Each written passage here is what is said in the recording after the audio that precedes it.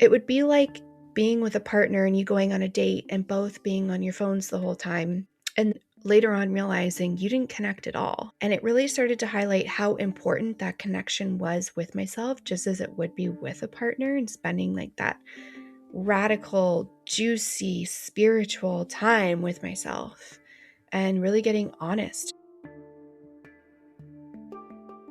Welcome to The Authentic Way, where we support your journey into authenticity, self-love, and alignment. I'm Jess, and this approach, rooted in experience, is embodied, grounded, and deeply human. Have you ever felt busy, capable, and put together on the outside, but quietly disconnected from yourself on the inside? And when you slow down, do you notice how hard it can be to feel genuine warmth or love towards yourself? How quickly that self-criticism or pressure steps in instead? Today's episode is about rebuilding that relationship with yourself, about reconnecting in a way that feels more gentle, honest, and sustainable, not through fixing or self-improvement, but through presence, care, and self-trust. We'll explore what it really means to fall back in love with yourself, how learning to date yourself can create intimacy and safety within, and why self-love begins in the body and not the mind. You'll leave this episode with a softer way of relating to yourself, simple practices for reconnecting, and permission to go slow as you come home to who you already are. I'm so glad you're here. Let's begin. Hello, and welcome to episode 3 of The Authentic Way. Today, it's literally pouring rain in Vancouver, and I woke up feeling so cozy and just really wanted to take the time with myself today. I woke up and did a meditation, did some journaling, was reading my book a little bit, currently reading Women Who Run with the Wolves. If you haven't read it, it is quite the read. It's extremely dense, but wow. A lot of the stories really stick with you, and it gives you a whole new perspective to what it means to be a woman. That being said, because I chose today to really reconnect with myself, I thought to record a podcast for The Authentic Way about reconnection with self. I think that I really wanted to talk about this from the perspective of kind of dating yourself and falling in love with yourself, and what does that look like? And through this dating process, genuinely treating the time with yourself as if you're like in a relationship with yourself and you're trying to learn more about yourself and who you are and what you love. And the more time that you can dedicate with yourself and falling in love with yourself, the more unravels itself to you, and you can really start seeing all these different versions and parts of yourself that have maybe been hidden beneath the surface of being this person that we thought we should be, or hiding parts of ourselves, keeping ourselves small. So through this reconnection phase, it is a coming home to yourself, to the person that you were before any sort of disconnection started happening through conditioning, like survival mode, or doing things that you feel like you should be doing.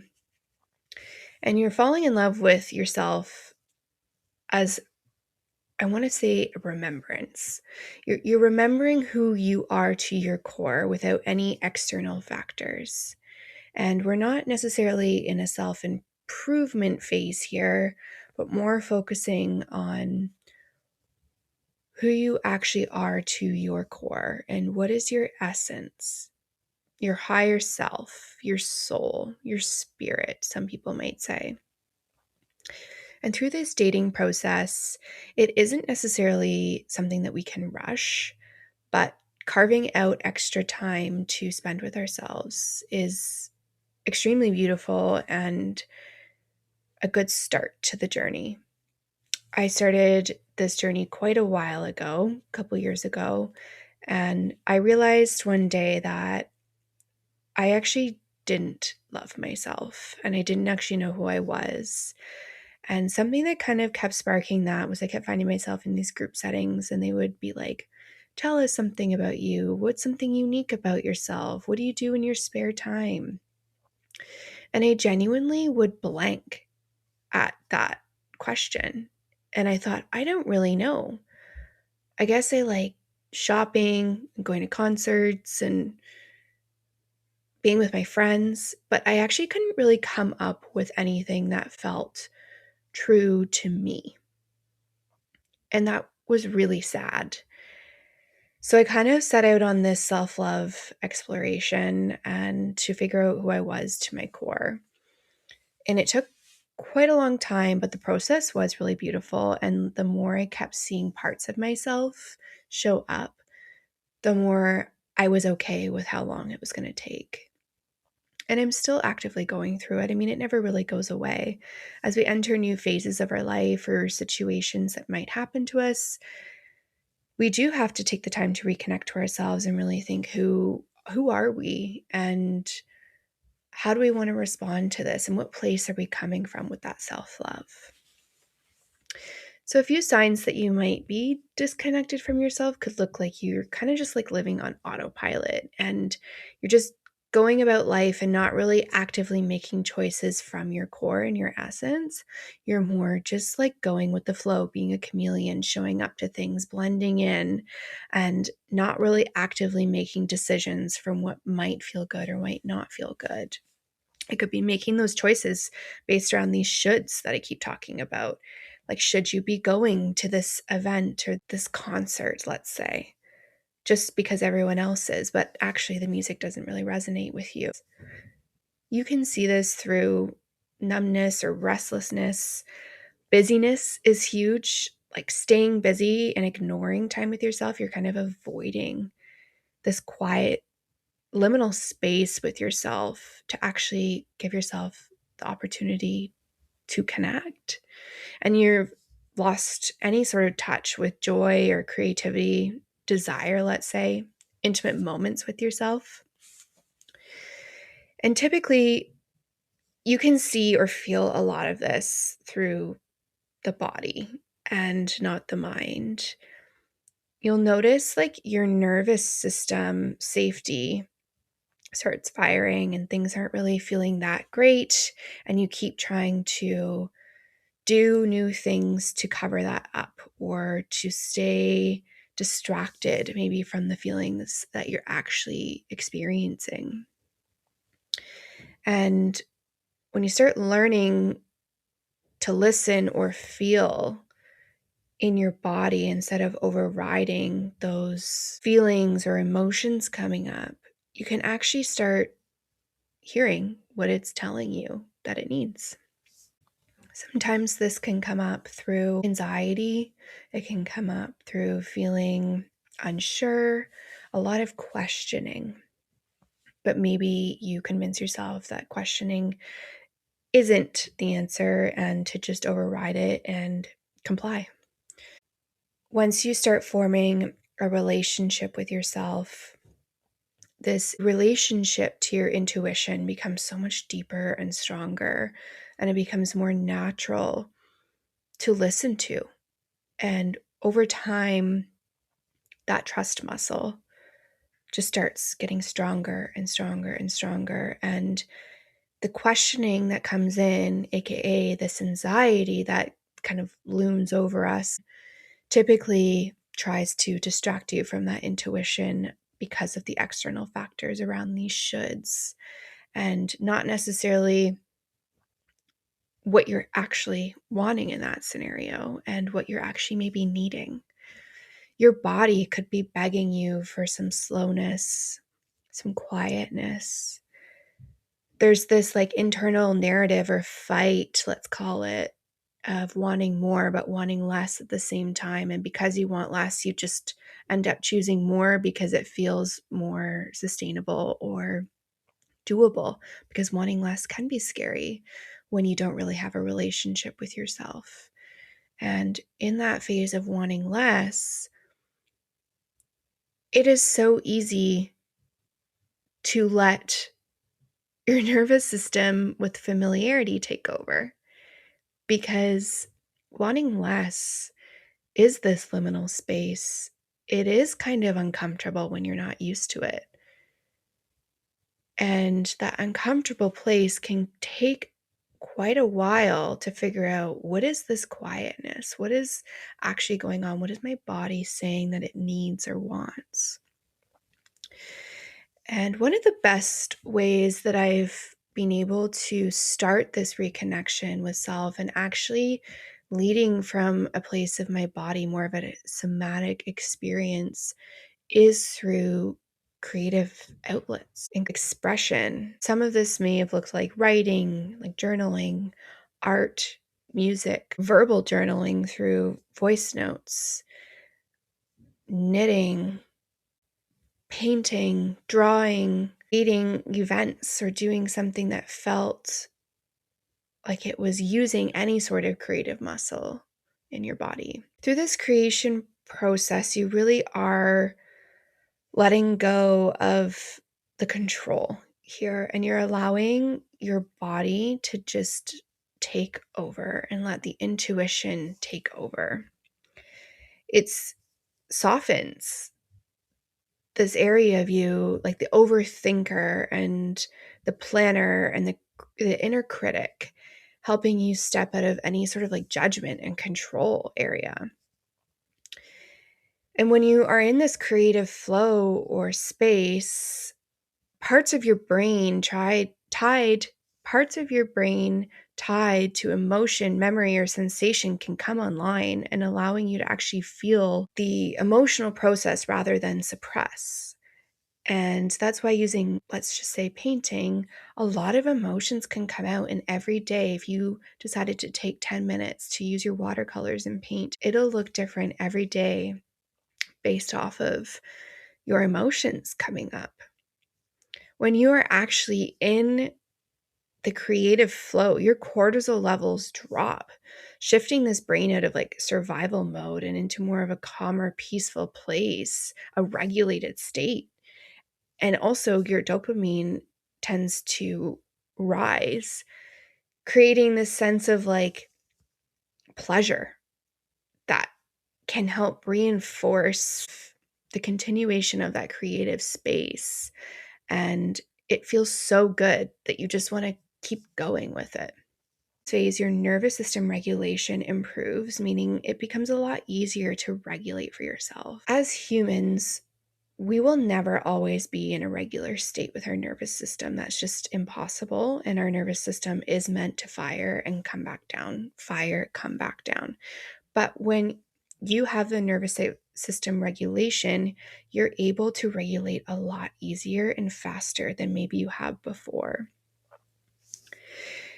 The creative outlet also produces like this self-trust, because when you start making choices and following, let's say, creative impulses, it builds neural pathways around inner guidance and intuition.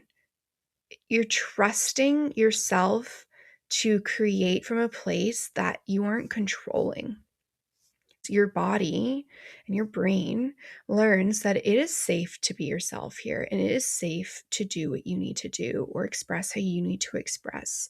So you're kind of in this like continuation phase of rewiring that muscle that it is safe to do over and over and over again, and to not be in a place where we feel we need to perform or do something or for it to look a certain way. Creativity could look like literally taking a pencil to paper and just drawing out lines based off the emotions that you're feeling in your body. Maybe it's through anger and they're really jagged. You are rewiring that it's okay for the outcome to not look like a masterpiece, and it's okay for it to be jaggedy and not make any sense to you or anyone else around you. It really gets you out of your head, back into your body, into those feelings, and shifts you from this like fixing or performing place into simply just responding. How is it feeling in your body? What is the truest version of you showing up right now? And that creates space for something more honest to come through and channel through you, allowing like expression through color, texture, movement. And when you do this, it helps the emotions and desires move before they're understood.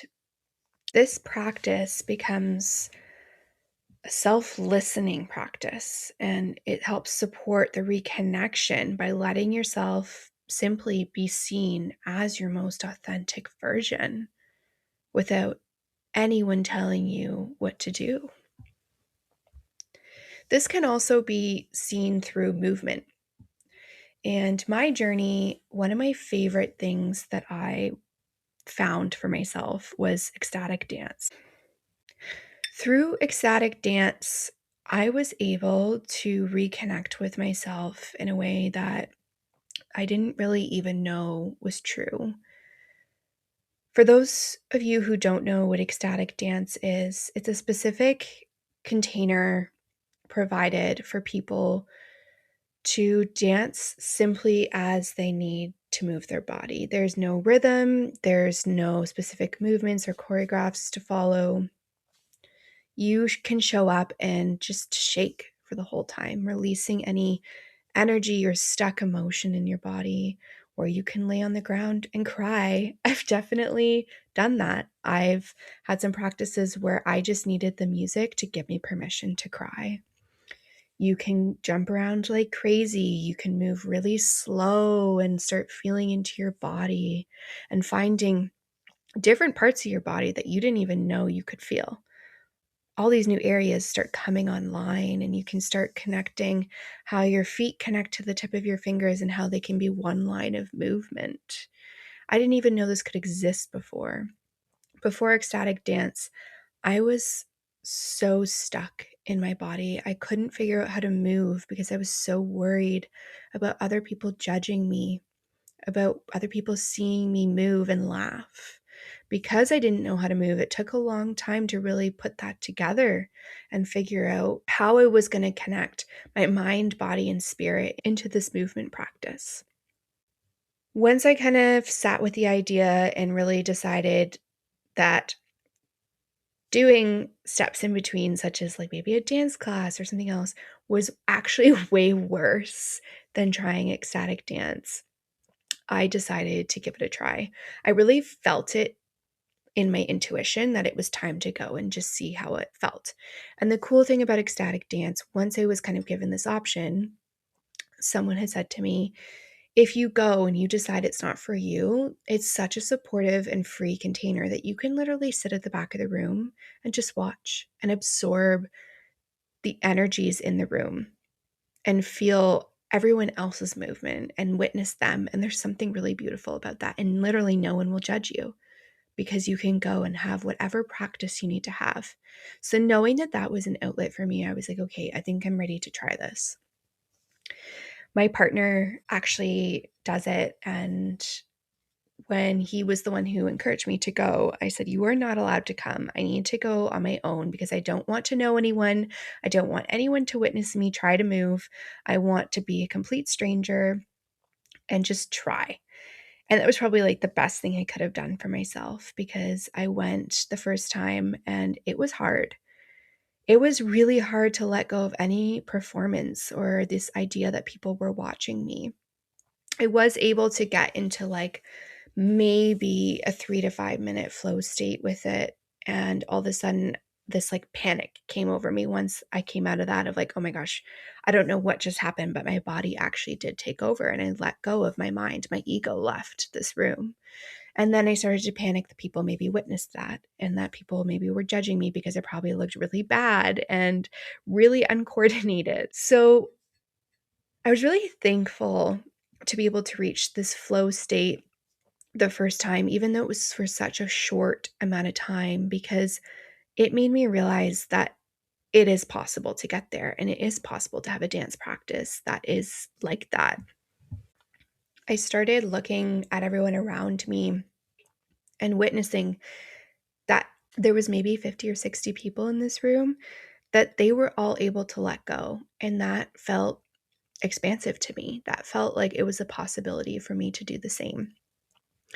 And I also realized that I wasn't judging any of these people. I wasn't judging the person who was running around to pretend to be a fish. I wasn't judging the person who was simply doing breath work in the middle of the dance floor as people were running around them. And I realized that they weren't going to be judging me either. If I was the most judgmental person in the room at that time, they weren't going to pass any judgment on how I moved my body. So I went back a couple more times by myself, and I want to say by the third or fourth time, I tapped into something that was so beautiful. I tapped into this flow state of somatic dancing where it wasn't thought, nothing was decided. It simply was a flow state of letting my body lead for once and not my ego. When I reached this state, I started crying and I had this big release of relief that this was possible for me to have the mind body connection and to be in such a flow state with it. And I realized that it was for the first time moving to actually feel and be in my intuitive movement, which I'd never really experienced before.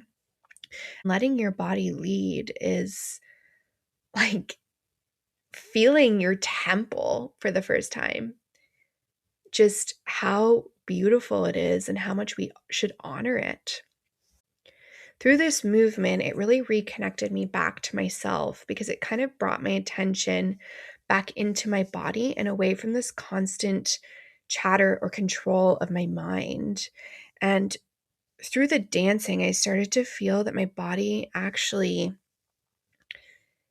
needed to feel like it was in control and needed to feel it was proud of its movement. It was like this form of almost like non-verbal communication with myself for the first time and hearing what my body was needing and being able to provide that, and it needed to be in control. I started creating over time this body awareness and presence and trust with myself. And it grew this trust muscle of subtle signs day to day, what my body was actually needing and craving. And I was able to actually listen to it a lot more clear about what it was needing through rest or movement, or it was needing to be in a positive environment, uplifting and social.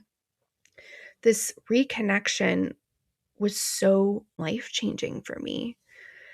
And I'm not saying that you need to choose ecstatic dance to have this mind-body connection, but that is something that really worked for me without even knowing the journey that I was about to go on. It really helped develop this self-love and connection with myself that I didn't really anticipate, but ended up getting. And that was so beautiful and the start of this really wonderful journey.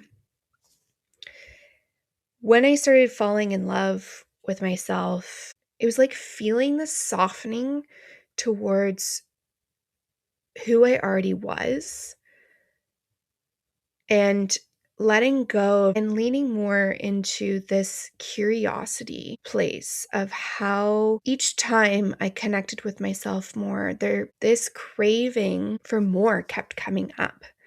And I started realizing that the more I got, the more I wanted to spend time with myself. And that was really new. I didn't really know what that had felt like before. I actually had taken the time during this phase to write myself a love letter. And the love letter was from someone who technically was probably my higher self at the time. But I wrote it to myself about all the things that I loved. And I talked about all the physical things and all the emotional things and all the things about my character and demeanor and who I am as a person. And I went into great detail about all the beautiful parts of myself that I really honor and respect and I have fallen in love with. And This ended up being, I was expecting like maybe a 1 or 2 page letter. It ended up being a 7 page letter. I was flabbergasted. I couldn't believe it. I just kept going in detail, page after page after page. And during the process of that letter, I started realizing how much more in love I was with myself than maybe I had anticipated. I started having so much more compassion for myself, even through different areas of my life that I was struggling with. And I ended up seeing this version of me that maybe hadn't fully come online yet, but I knew was in me. And I knew things about myself that I wanted to give the opportunity to shine. And I knew I had this now duty to kind of fulfill those things for myself. And how can I start pushing those edges to let her out more and become her and be this version of myself that I know is within, but maybe has some resistance or struggles to fully let that out or doesn't feel safe to let that out yet. And I felt like that process was so cool because I could really see myself, but not all of it was online yet. And it felt like I had a lot of hope and passion for this like self love that I was ready to risk kind of putting it all out there. And that took time. But that was kind of my like North Star at that point. And I had really known these things about myself and wanted to give her the space to come out as she needed to. And it wasn't comfortable. There was definitely some very uncomfortable moments where I had to just kind of say, this is you. Let's give her the opportunity to come out and try and express that in a different way. And after this letter, I was able to tap into parts of myself and give myself the opportunity to really shine through and be the sparkliest version of myself that I knew existed, but needed to almost be given permission to do so. It was then that I realized that I was safe and I was actually in a place where doing that felt, for the first time, like it was an option. I had now been in the right relationship. I had a partner who wanted that, who wanted to push me to be bigger and more. And I had a partner who really saw me for who I was instead of trying to like hold me down or hold me back, I want to say. I had the friends who could really see me and they also wanted more. They want to see me thrive. They want to see me be bigger, be more, find more parts of myself. And when I realized that I was in this position to be able to start expressing myself more, and it was actually encouraged by my community and partner, it became so much more fun. Scary, but fun. And every time I did it, I kept rewiring this muscle in my body that it's safe. You are safe. I feel really grateful for that period of my life because it feels very foundational to my self love practice and what that's looked like for me. I think, too, at that time, I had really kind of withdrawn from anything in my life that felt very influential, maybe not in the best way. And I went hermit mode. I really spent time in the creative flow and spending time with myself. I started meditating every day. I started journaling. I hated journaling before that. But when I realized it was a way to let my emotions flow and be expressive and honest with myself and stop worrying about spelling, grammar, or writing perfectly. And a lot of the time was chicken scratch. Sometimes it was 1 page, sometimes it was 4 pages long. That practice of giving myself the opportunity every morning really helped grow this trust muscle with myself and self-love. It gave me the opportunity to really listen to what my body was needing each day and how I could serve that, how I could start my day off by putting myself first, start my day off by falling in love with myself more and showing up for myself. I would wake up extra early in the mornings, sometimes around 6, just to get a couple hours with myself before I actually started my day. And some days this looked drastically different than others, and that was okay. There was days where I fell off from my journaling and fell off from my meditations, fell off from reading. Sometimes I'd wake up early just to scroll on my phone. But later in the day, I would almost realize that actually wasn't self-love. And why did I do that? Because now I don't really feel that great. I felt like there was something missing from my life. It would be like being with a partner and you going on a date and both being on your phones the whole time. And then later on realizing you didn't connect at all. And now you're feeling like this void between you two. And what was that? Why did you do that? And it really started to highlight how important that connection was with myself, just as it would be with a partner, and spending like that radical, juicy, spiritual time with myself and really getting honest. And sometimes that meant mornings of just bawling my eyes out. Sometimes it meant pulling oracle cards or tarot and just feeling really supported in whatever I was needing that day. Sometimes it meant stretching with candles on. Every day was different, and it was just around listening to what my body was telling me, because all of those signals were now online to be able to actually be able to clearly hear what I was needing and how I could best support myself. And I will be honest, the more time that I had spent with myself and falling in love with myself, the more I needed to prioritize it. It became like this healthy addiction of I always needed to prioritize myself. And I still feel that if I don't start my day off with a couple hours just for me, I feel so out of whack, out of line, and my day always feels like it goes a little bit wonky, and I feel more emotional or sensitive to the things around me. And I'm not saying that you need to have a 2 or 3 hour morning routine just for connection with yourself, but that's what worked for me. And that's where I really carved out that time and what I was needing for myself and how I could best support that. When I was dating myself, I would purposely spend time in nature alone, and I would purposely go out for meals on my own just to sit with my own thoughts and not have any distractions with my phone or anything that might be taking that love and attention away from myself. And I felt like this was really crucial in that phase, because it, for the first time, allowed me to put 100% of my own energy into self. And our society is not brought up that way. We are not taught to do that from a young age.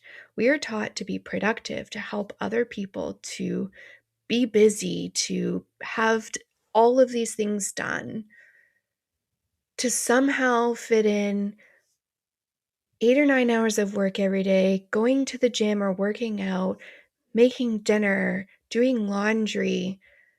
It just it didn't even make sense to me how I was supposed to find the self-love in all of those practices. But the more that I started doing it, the more that I started realizing that even through cooking dinner, there can be a self-love practice. There can be a slowing down, there can be a connection. Even when folding laundry, just checking in with yourself. How are we doing today? Are you feeling a bit sensitive today? How can we support you during that? Maybe I need to take some time to stretch for 10, 15 minutes after this and slow down and regulate my breath. Maybe I'm feeling a bit anxious today. Taking those moments as check-ins, just as you would with a partner. If you see them struggling, are you okay? How can I help you? What's happening for you? What do you need today? That really became my priority and still is. If having a morning routine or an evening routine is tough for you, I do encourage you to figure out each week how maybe you can schedule in a night to yourself or a morning to yourself or even a weekend day, and just kind of figuring out where can you prioritize yourself just as you would prioritize a partner or dating. And carving out just even a few hours or even a few minutes a day to really take that time with yourself can be far more powerful than you can even imagine. This reconnection, even as a daily practice, is there's no destination. It's an ongoing process and practice with ourselves that we should continue to engage with, just as we would taking care of our body through working out or any sort of beauty routines that we might have. Maybe it happens during the shower. Maybe you really connect with yourself in the shower and kind of let the mind go and just kind of pay attention to your body and what it might be needing. It's giving yourself permission to move slower, be slower, to show up for yourself in a way that maybe you haven't in the past, and to start doing things from this place of self love and having a different approach of how you're going to carry yourself and move throughout the day. This part of the process is so fun for me, and I could definitely see it being a challenging as it has been in the past. But once I kind of got over that initial hump of that really uncomfortable, quiet, liminal space that I keep talking about, it became actually really fun. And I really look forward to the time with myself. This is the juiciest part of the journey for me. And I constantly come back to this part of the process because even naturally, as the seasons change, like right now, it's rainy season, and all I want to do is connect with myself and prioritize what I might be needing. And whereas summer might be less about connection with self and more about momentum and taking aligned action steps that do feel good. It's going with the flow and realizing that you're kind of going to dive in and out of this phase, but knowing that that practice is always there for you to rely on, whether that be what you're going through or life events or actual seasons of life. And through the authentic alignment process, we do kind of naturally tend to step into the momentum phase after this. Once we've really reconnected with self and have a good idea about who we are and what actually feels good and how we can fulfill that love, we tend to move into momentum because it starts to become a lot easier to take those aligned actions once we're grounded in our identity and self love and fulfillment. We start feeling it's a lot more natural to make decisions from this place and start creating this energy around us that feels far more in alignment to who we are with that self love. We naturally start magnetizing and reflecting the version of ourselves that we think we are. So when you are able to step into that self love and really spend time with this person, yourself, your world starts reflecting what you think of yourself. And you'll start seeing the way through the momentum phase, how that starts taking shape and how things start changing. Their energy might be different when you're able to step into this. And you start cultivating this world around you that feels far more authentic to the version of you that you have kind of uncovered and found to be your most authentic truth.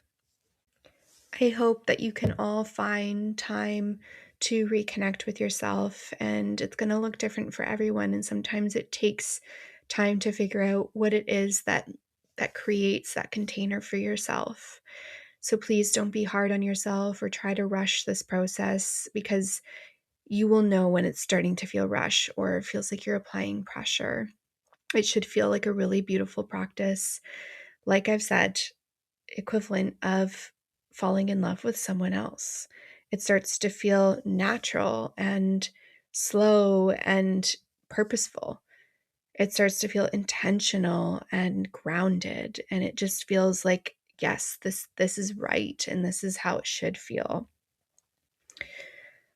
I hope you can take some time to reflect on how you maybe already do love yourself and what that looks like. Maybe you're starting your self-love journey today and writing a letter to yourself right now and writing another one in 3 to 6 months to see how far you've come and how much more you've fallen in love with yourself or uncovered your truth and core essence would be a really beautiful practice to do. Thank you so much for listening today. This episode meant a lot to me and it felt really right to do. as I'm kind of in this phase right now and feel really passionate about this. Thank you all so much for listening, and I hope you have a beautiful rest of your week.